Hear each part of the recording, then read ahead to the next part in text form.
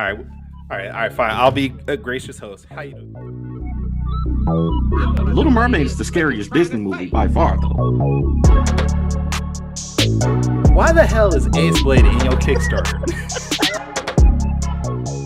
Some comics. I'm getting controversial today. We're gonna get controversial today with. My proudest moment is this interview and being able to talk to you two.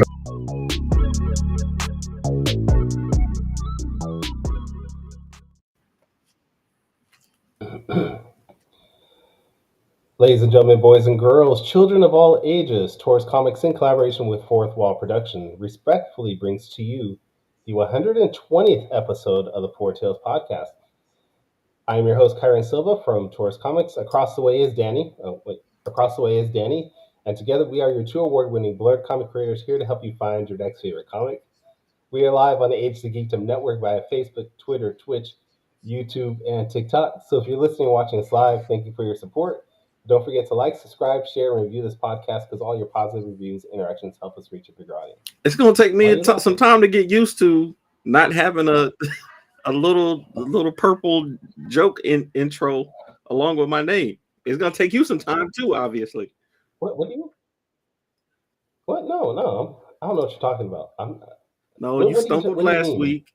You didn't give me a little purple, analogy with Ace Blade and all that stuff, and this week you stumbled again because you're not used to doing it. If you're not going to do it, it's just going to take some time. It's going to take some time to transition. You're so used to 120 episodes. You've done it over 100 times. It's going to take some time.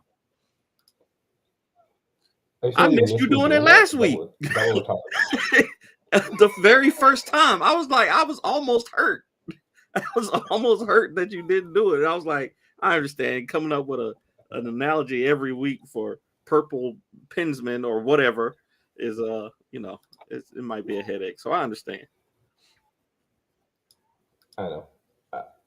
I'm just trying to do something different. I want to make our show fresh and unique, and I don't want to keep doing the same thing over and over again. We gotta evolve and change with the times. We gotta keep updating it. So hey, I'm with it. You also didn't realize I only called you Danny. I did notice that. Your full name on that. Last time, at least I got Danny J. Quick. I didn't even get the Danny J. Quick this time, but that's okay. All right, Danny J. Quick. I'm doing good, man. How you doing? I'm doing good, Kyron. I'm happy to be done with Ace Blade number 8, and I'm happy to start, kind of pushing that Kickstarter that's going on. But that's a lot of work, so I'm happy about it. I'm glad that I might be trying to get some tips from our guest today, because they got an amazing Kickstarter going on. But how are you doing? I'm tired. Honestly. You and your 3 jobs now should be tired. Yeah. Well, I mean, I did not realize when I agreed to do these 3 jobs, it literally is 3 jobs at this point. I did not realize how much work would actually go into this. And I'm totally down for it. I'm totally here for it. And I'm excited for the outcome than what's happening now. It is a lot of work. Fish is in the audience. Thank you for that. We also have people in TikTok that I know you can't see, but Pet Dance Shop 10 says, can anyone give me a follow? So please go follow Pet Dance Shop 10, whatever. You said we had a guest today. We got a wonderful, talented artist and writer and letterer and a man of many talents. Wait, is he our first guest from the UK? I think he might be. Yeah. I think this is our first. Not our first international guest. The creator from South America. But yeah, I think it's our first guest from the UK. Mr. Roger Langridge is in the building. Well, not in the building, but I'm in a building. On the show in a building. Yes. We hope you're in the building. Welcome to the show, sir. Thank you for being on with us. big fans of your work. I just subscribed to your Patreon just a little while, just this morning, I want to say. To check out your comic strips. I was doing some research on your Instagram, and I was loving what I was seeing. So definitely signed up there. So what is your favorite thing about his work? That's a good question. The art, I love his art, but I'm a letterer, so I really respect letterers, and just how difficult lettering actually is, and having to fit a lot in a little. So so far, just seeing the amount of content he can get on a page in those 4 little panels in that square panel, it's impressive. So absolutely. Thanks very much. Okay. Okay. So, Roger, for anyone that's not familiar with your work, would you mind giving us a short overview of who you are, what you do, and why you're here? Sure. Well, I'm a cartoonist. What have I done over the years that you might have heard of? I've done the Muppet Show comic book. That's probably what I'm best known for. I did Popeye for a little while. I wrote that and drew a couple of issues. I've worked on various things for Marvel and DC. I wrote Thor the Mighty Avenger for them. I've worked on Doctor Who. I've done lots of my own things. A series called Snarked for Boom Studios, which was sort of a Lewis Carroll inspired adventure. Fred the Clown, which is a thing I self-published. I do like Danny was saying, I do a sort of a daily strip on the internet. Loads of things. I mean, I've been knocking around for about 30 years in the comics biz, so I've had time to build up a lot of credits. Nice, very nice. Now, we are supposed to talk about what you are here for, and that is the Darkwing Duck graphic novel. Yes, correct? My participation in that is that I wrote a series which was like a spin-off of Darkwing Duck called Justice Ducks, which is like a superhero team with Darkwing as a member and various other characters from the Darkwing universe. So I wrote a 5-issue series of that, which is collected into a book for the Kickstarter, along with, I believe, every other Darkwing comic ever produced, going back to the 90s, I think, and certainly the Boom Studios stuff from the early 2000s. So yeah, I mean, it's a huge pile of content for you to support. And if anybody wants to support, I have the QR code at the top of the screen. You guys can scan that, and it takes you right to the page, the landing page for the Kickstarter, which is doing amazing. And you did the Justice Ducks part of that.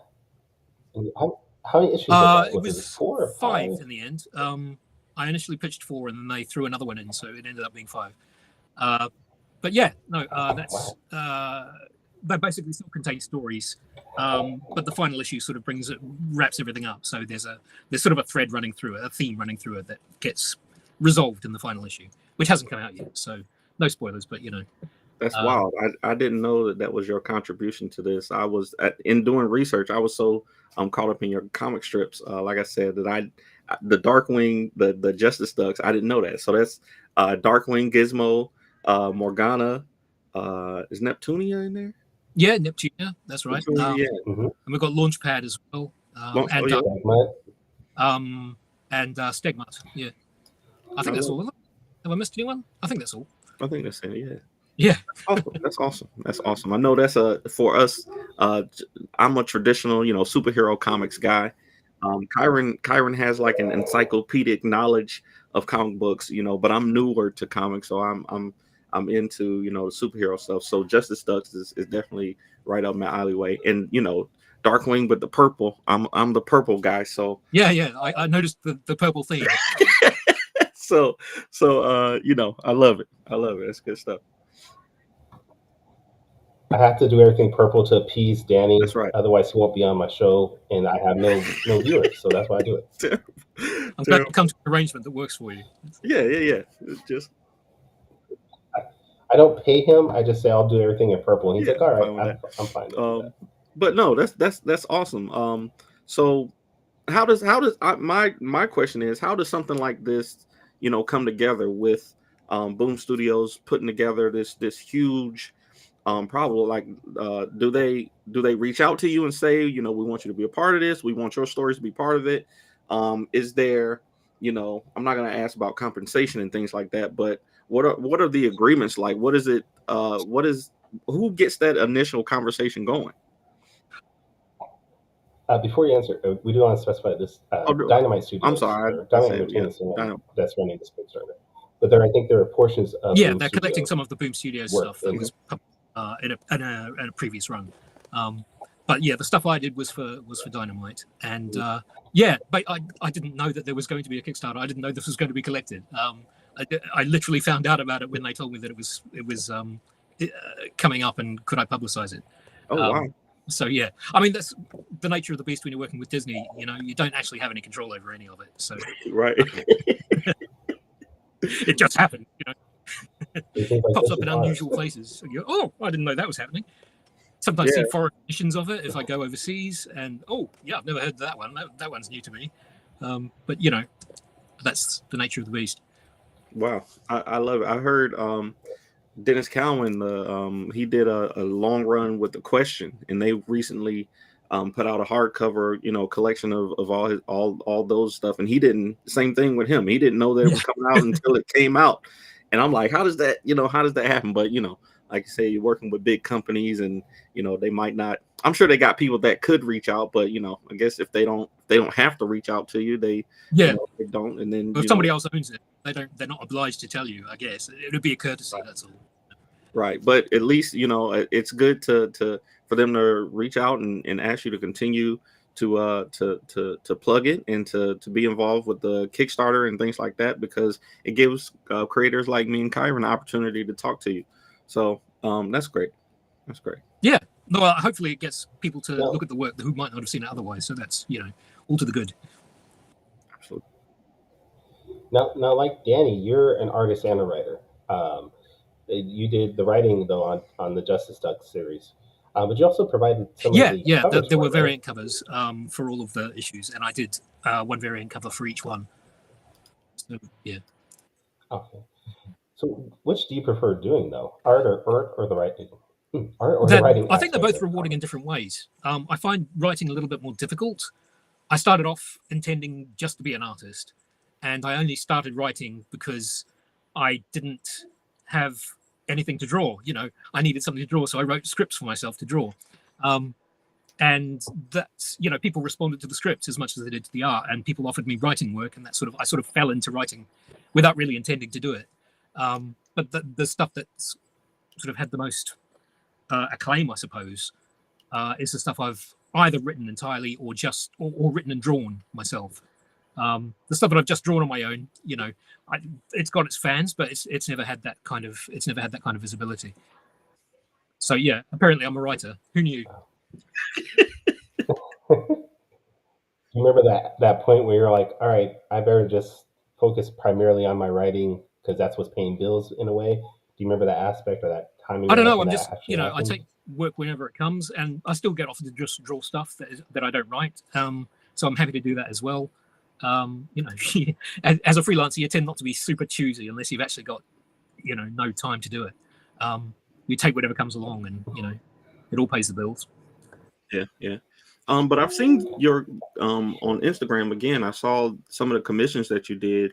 And your art style is fantastic. I love it. I saw the Dick Tracy that you did. You did the thing, I want to say, with the newspaper, stuff like that.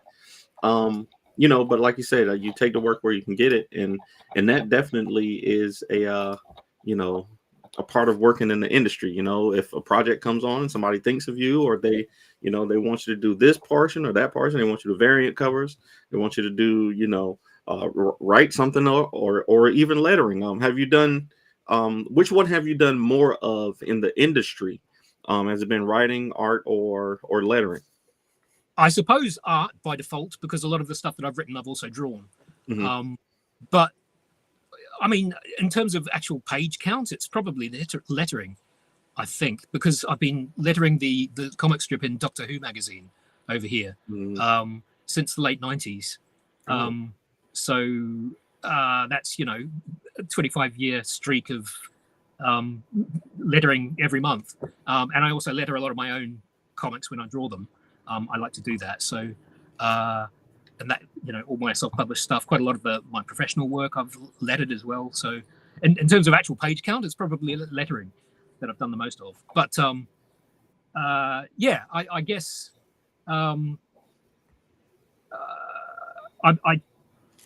inside I still think of myself more as an artist, really, or as a cartoonist, I suppose. I think the most rewarding thing is to write and draw something entirely from scratch. And writing for other people can be rewarding, but in a different way. And it's not, it's not mine at the end of the day, in the same way that doing my own stuff is. Right. Definitely feel you on that. Brandon Jackson, friend of the podcast, who runs Comics Are Dope.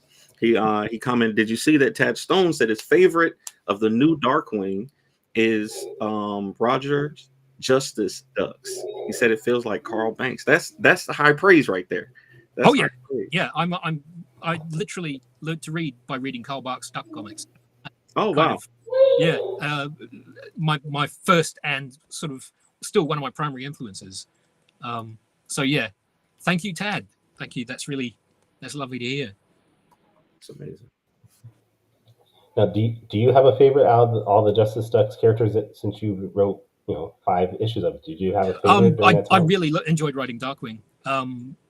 I think because he's got that Donald Duck quality, he reminds me of Karl Barks's version of Donald Duck in that he's got these contradictions going on, these tensions. He's trying to be a responsible parent, but he's also very selfish. He wants to be the center of attention, but he wants to be a loner. He's got all these tensions going on, and that makes him, a little bit challenging and a little bit more interesting to write than somebody who's, only hitting one note all the time. So he's more rounded as a character, and more fun to write as a result. We have another question from the audience. Michael Watson asks, "How did you even get into this world?" I'm assuming we're talking about comic books, artwork, things like that. I first started making comics when I was about 7 years old, just for fun. My brother and I did comics together. He would write them and I'd draw them, or sometimes we'd switch around. I'd write them and he'd draw them. Did mini comics, and one of those mini comics, when I was about 20 years old, 21, I sent one of them to Fantagraphics in America, trying to get people to look at my work and get some constructive feedback and, all that sort of thing.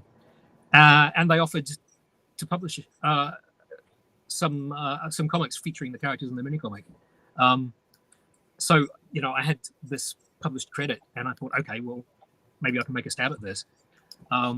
And this was in New Zealand. I mean, you probably tell from my accent that I'm not British. I grew up in New Zealand, and I moved here in 1990 to try and become a cartoonist. So I knocked on loads of doors and basically, used up my savings while I was trying to get work, and somehow pulled it off. That's kind of how I got into comics. And here I am, clinging on by my fingernails 30 years later. Well, I guess talking about clinging on by fingernails, Michael also asked, would you recommend a creative to be multi-skilled like you are to be able to survive and thrive? Well, the reason I learned all these different disciplines is so that I could do my own stuff from scratch, without having to rely on collaborators. Collaboration's fun and it can be really rewarding, but unless you've got a bit of money behind you, it's quite difficult to compensate them. So if you can take on some of those things, then it's easier to produce your own stuff, and it's easier to get projects sort of pitches together because you can do, I don't know, the lettering or the coloring or whatever it might be. I mean, just as a matter of survival and expediency, it's useful to at least dabble in all these things, even if you end up using other people as collaborators later on. If you've drawn something and you know how that works and you know the challenges, you're going to be a better writer because you will know what artists don't like doing or how they like to get scripts or whatever it might be. So you'll just have an insight into what they're dealing with if you've worked on the other side of it. So yeah, I mean, even if that's not what you want to do in the long term. I think it's really valuable to just try your hand at everything. Yeah. I think that's an awesome approach to have. It kind of provides some empathy when you have experienced the things that other people have experienced in the workplace, even outside of comics. If you've experienced, what your coworkers have done, you can kind of empathize with them more, and it gives you, a better perspective of the work that you're doing. And specifically when it comes to creative outlets, I know, in my experience, that being a letterer has made me, learning how to, I learned how to letter because I thought it was probably the easiest part of making comics. And I was like, oh, I can learn how to do that. I don't need to pay a letterer to do it. I can learn how to do it. I'm a graphic designer. But then, learning to letter, you realize that it's actually it can be very challenging, and it's just an excellent approach to have in a collaborative work like comic books. So props to you for that. Yeah, I think so.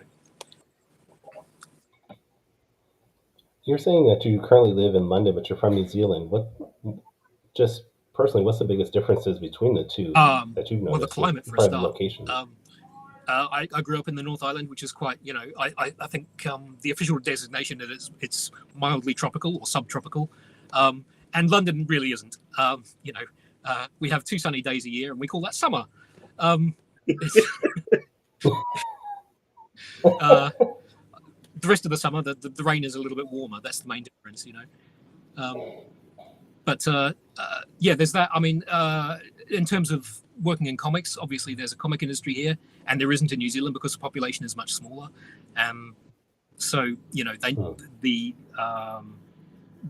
There's a long tradition here of comic weeklies, and we've still got 2000 AD coming out every week, and the Beano, and a tradition of kids comics as well, which hasn't gone away, although it's diminished in recent years. It's still going.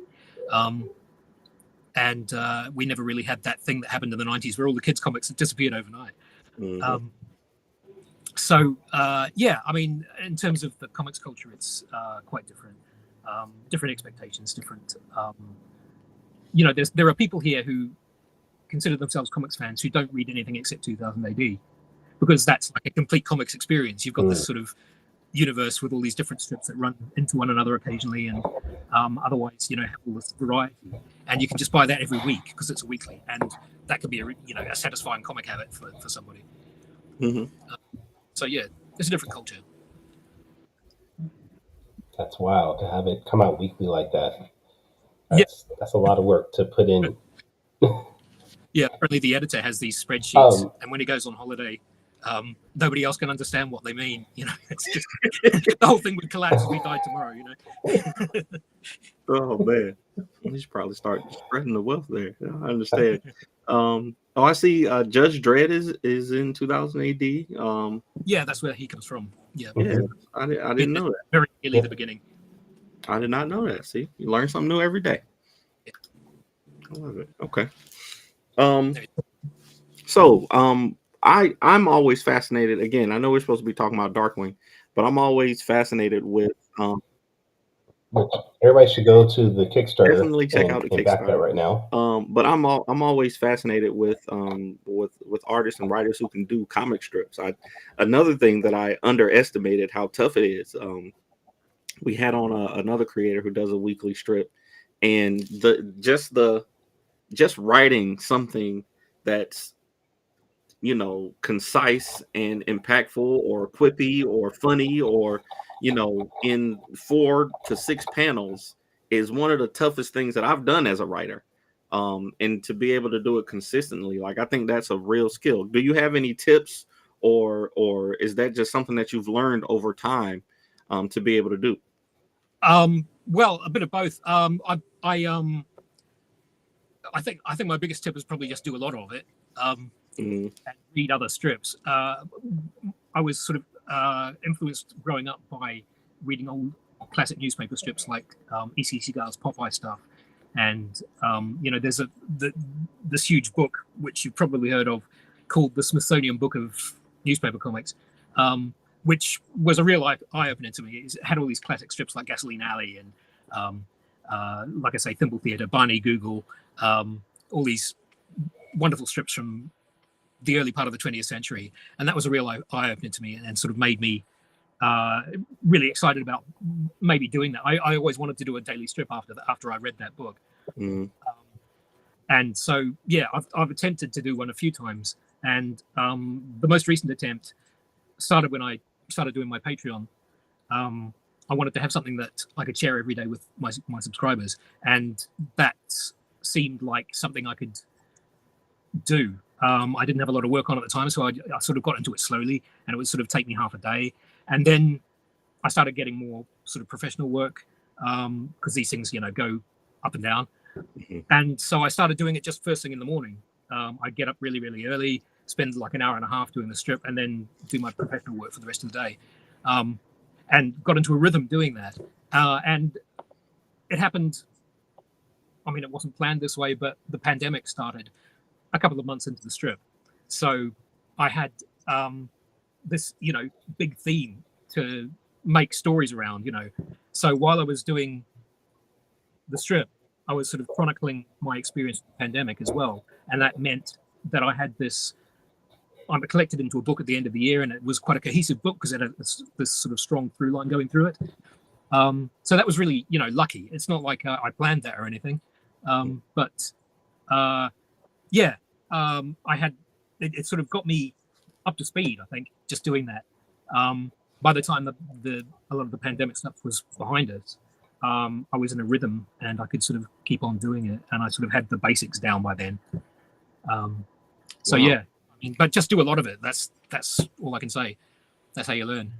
So you were literally doing them daily instead of, like, I know in my brain it makes sense to do a bunch of them and then release them daily. But you were no, it's literally in the morning. Yeah, just do it first thing in the morning. Wow, I love it. I love that. That's great.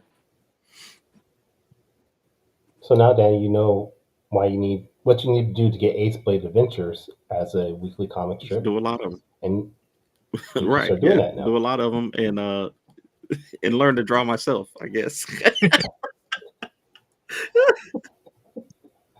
I mean, you could hire Roger to draw for you too. Yeah, absolutely. Yeah, I may have some time next year. Well, yeah. Right. You have drawn a lot of stuff and worked on a lot of projects over the past 30 so years that you've been making books. Is there one thing that truly stands out as your favorite thing to work on at this point? Yeah, my self-published comic Fred the Clown is probably my favorite thing. It's this character called Fred the Clown. He's not actually a clown so much as like a silent movie clown than a circus clown. You know what I mean? He's sort of influenced by my love of old films like Buster Keaton and that sort of era of movies. I mean, Keaton particularly is a big hero of mine. There's no sort of continuity to it. That each story is self-contained, and I'll switch styles from story to story, or scenarios. It's very much like an old Looney Tunes cartoon in that way. In that it's sort of like starts from scratch every time. But I just put everything I had into it. I tried every style that I could think of. I'd do strips that were based on board games or old penny dreadfuls or silent movies, like I say. I just, anything I could think of. I did that on the internet for a while, collected them into self-published comics, and then those in turn were collected into a book that Fantagraphics published.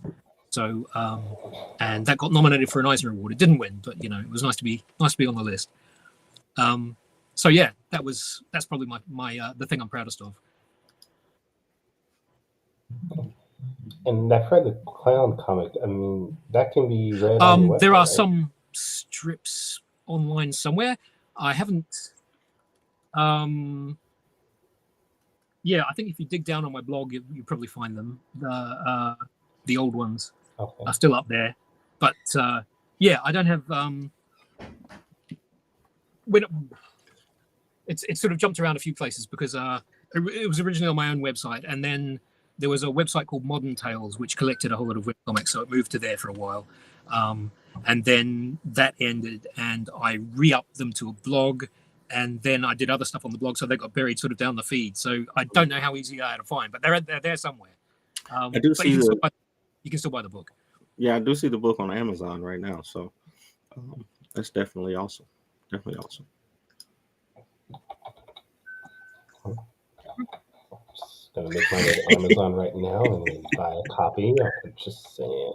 The man says his favorite work that he did. I'm gonna check it out if possible. I love that. I love that in comics, like you can do things that are, extremely personal. I just read a fantastic, amazing superhero story, Hot Shot. An issue of Hot Shot. I got a sneak preview for it. I want to say it's issue number 12, and it's really personal to the creator, Michael Watson, who was just in the comments. It's just an amazing story. And then you can do things, that are fantastical and, have no connection to you, just, out things that are out in your mind. Which ones are I'll say, which ones do you enjoy more as far as creating? Do you enjoy doing the more personal stories, or just the wild things that you can just create in your mind? I don't know if there's a difference, actually. When I worked on Thor the Mighty Avenger for Marvel, it was Thor, I'm doing superhero comics. But there were aspects of that I wasn't entirely conscious of at the time that were basically autobiographical. It had Thor coming to Earth from Asgard, like I came to Britain from New Zealand, and, meeting somebody and falling in love and staying there.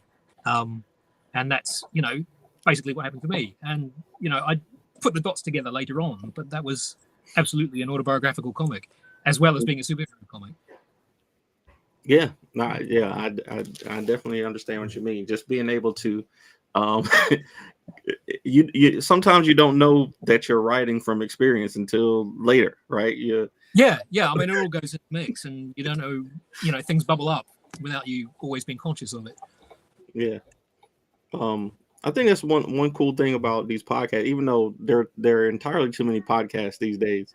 Being able to talk about the things that you've experienced, kind of can give you a perspective. Having, even with us indie creators, I spent some time in Iraq and in the military, and I didn't realize how much of that stuff seeped into the comic books that I made until I started talking about it. So I think that's one of the cooler things, and like you said, you can definitely create some wild, fantastical stuff, and it still be deeply personal. So that's a great perspective. Yeah, I mean, your experiences are going to inform how you approach everything. It's just natural for that to happen. Absolutely. All right, well, we do want to remind everybody to go to Kickstarter, back the Darkwing Duck campaign. You have a few more days to do that. You guys are blowing it out of the water. I have a question just to wrap up Darkwing Duck in itself, I guess, before we move on to quick takes. Darkwing Duck is a very memorable character, along with the rest of the Disney block of series. Has there been maybe another Disney cartoon that you maybe want to write or draw that you haven't gotten to yet? I'd really like to do Uncle Scrooge at some point. Mm-hmm. That's my Carl Barks love coming through again. I just love that whole that world, and Barks's influence is so big on me that it would be an absolute dream come true to walk in those shoes for a bit. So if you could hop on Scrooge there, what would your story be? Just who knows? You never know until you. It's not like I've got one in the barrel waiting to go. I'd have to sort of sit down and thrash it out. But something that's hits all of the beats that Barks used to hit, where it's funny and thrilling and touching and does all those things. Yeah, those older my kids, they still enjoy. Once Disney Plus came out, and Darkwing was on Disney Plus for a little while. I don't know if it still is, but I'm sure it still is. But I was like, man, I used to love these cartoons, and they still enjoy them. Like, those are things that even this younger generation today can still really get into. And I think it's impactful because of the touching nature of the stories, even though they're funny and fantastical. They're still grounded in real emotion. So that's fantastic. Okay, Kyron, I'm ready. I'm ready when you are. I know it's time for quick takes, and I'm ready to do it if you are. Even though you stole one of my questions earlier, I'm ready to I'm ready to do it. I stole nothing. I have no idea what you're talking about.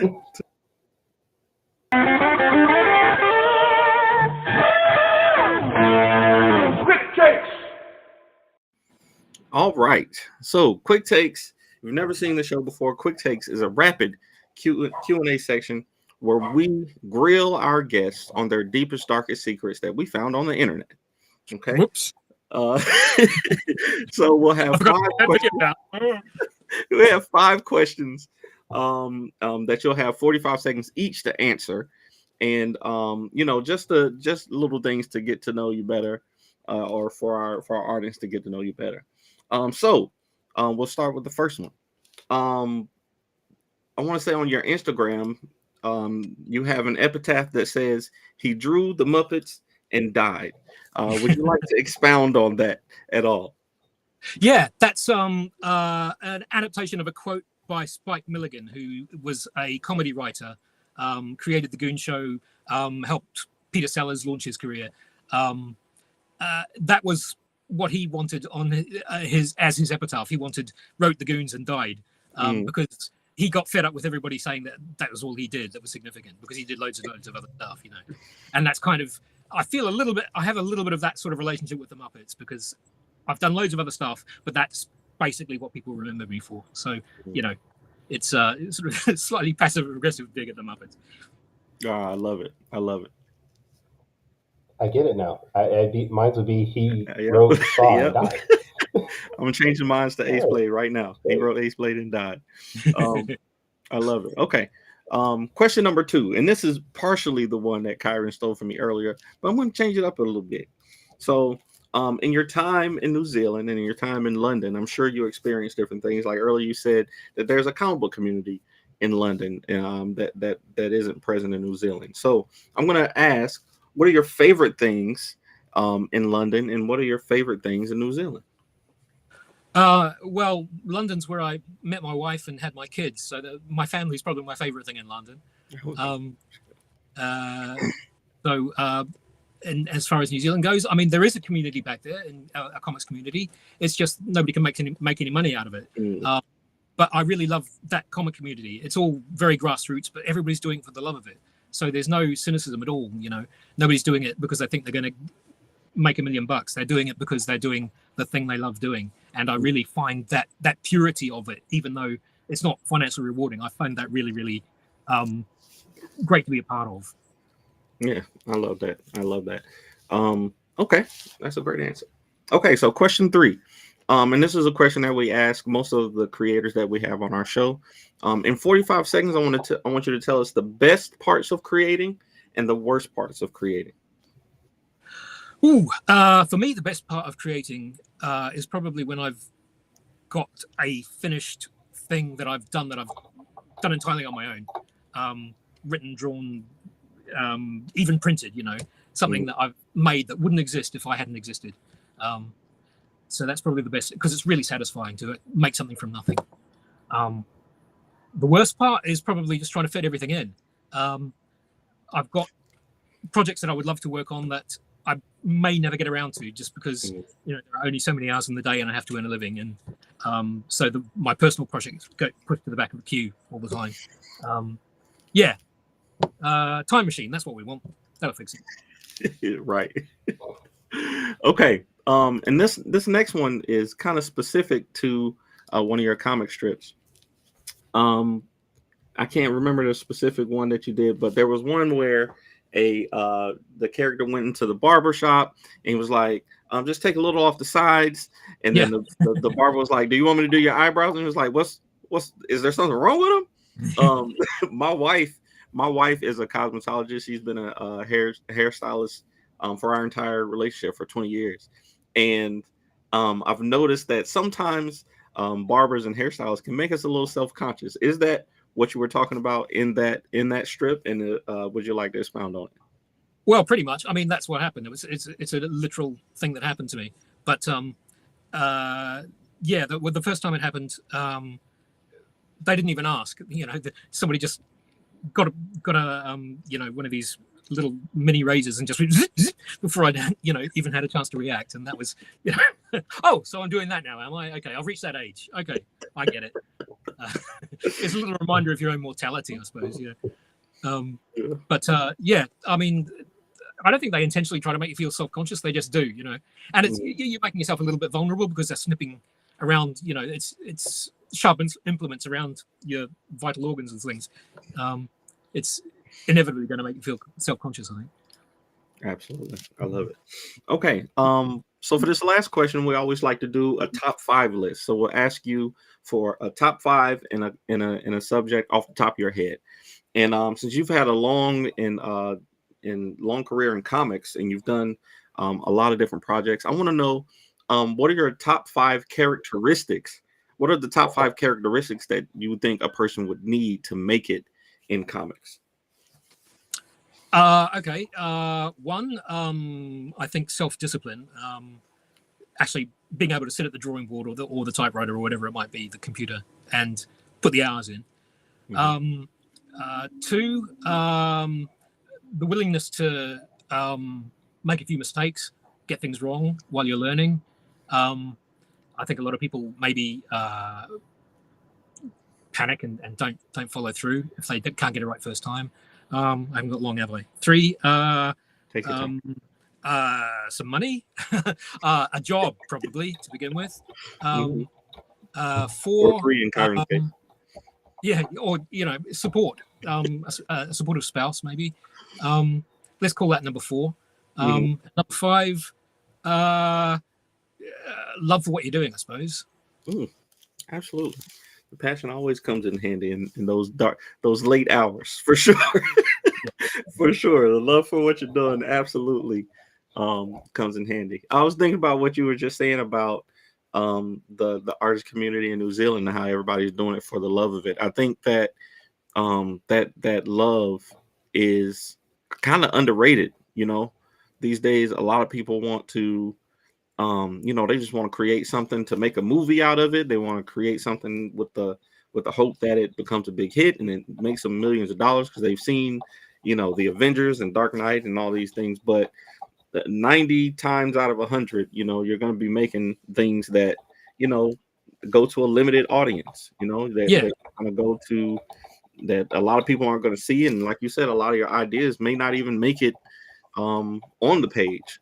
So it definitely helps to have that passion and love for it, to be making it, because like you said, actually making something is a fulfillment in itself.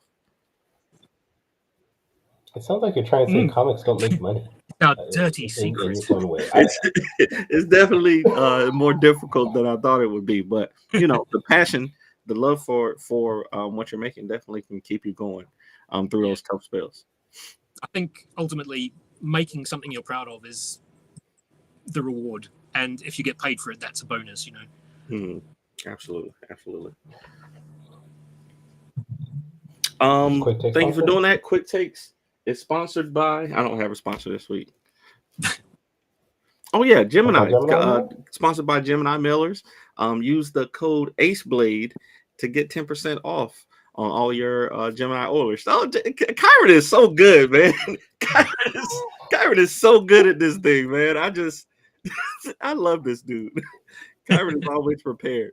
Are you sure you guys aren't being too slick? Sometimes. All right, sir. Well, it's been fun having you on. Is there anything you want to share before we end our show? Anything you're coming up with, working in the future you want to check out? I'm trying to think of something that you can buy in America. I've got some stuff going on in Britain. I'm doing a regular series for a kids comic called Monster Fun. And that series is called Sally Astro, about a little girl alien who gets into trouble. I'm writing a series called Pandora Perfect, which is sort of what if Mary Poppins was a con artist. And she's got a robot sidekick. That's for the Judge Dredd magazine. And I've got a book coming out in October called The Prohibition Era, which is written by Jason Viola and drawn by me. It's part of First Second's History Comics line. So it's educational but fun as well. It's got a through line of John Barleycorn, the character who's like a symbol of alcohol in political cartoons of the early 20th century. He's sort of leading you through the history of America's relationship with alcohol. So that's coming out in October.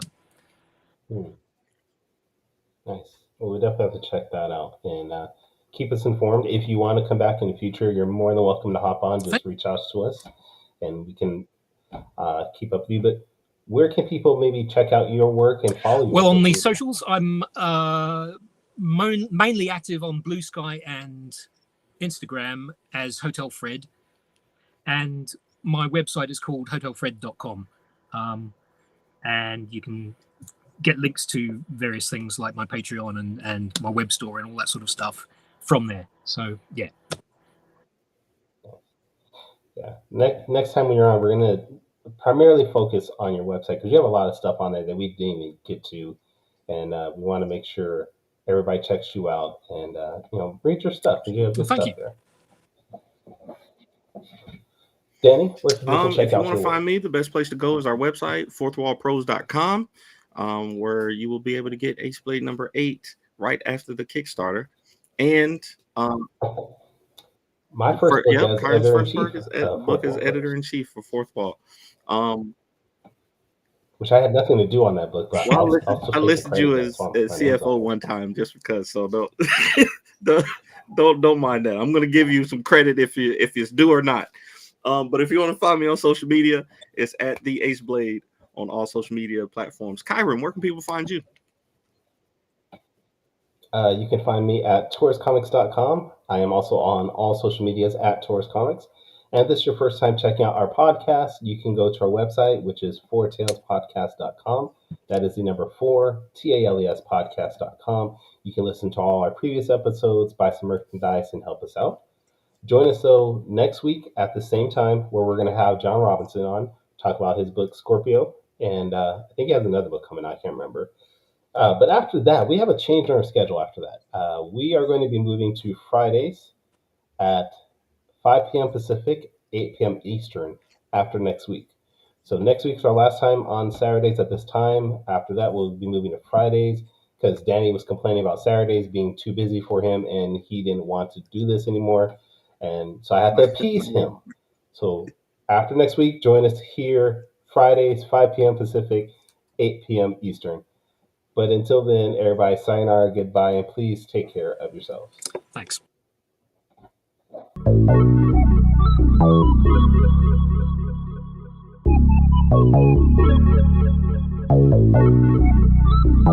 want to know what it is Quick is trying to say.